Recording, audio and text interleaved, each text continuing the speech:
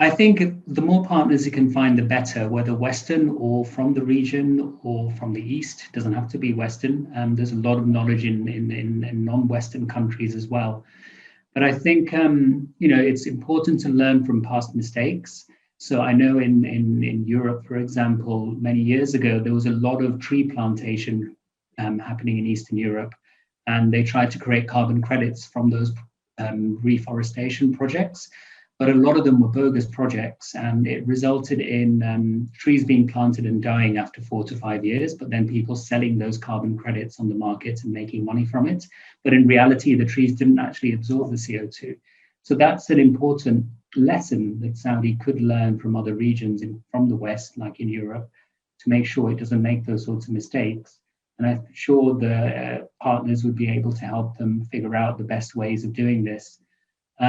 Also, the other thing I'd say is it's important, I think, in the culture in this region. I'm not from the region, but I've lived here for 13 years. I think the concept of failure doesn't always, not to be afraid to fail. I think that's a really important, sometimes people here do get afraid to fail, because if a big, bold statement is put forward by the leadership, everyone thinks we have to succeed. But then corners can be cut, and then things can fail, and then but failure is an opportunity to learn. So maybe the 10 billion is not feasible, but what if they manage to make a third of that succeed? That would be pretty incredible.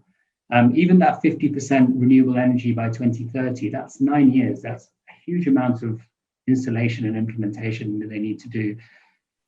Whether they achieve it by 2030 or not, I don't know. But if it's a few years late, that's, in my view, that's not a problem, because they still have that ambition, and they, as long as they do it properly and they implement it effectively, without, and learn from mistakes will happen along the way. But I think that willingness and ability to make mistakes and tolerate that and enable that learning to happen, that's how I think it will work.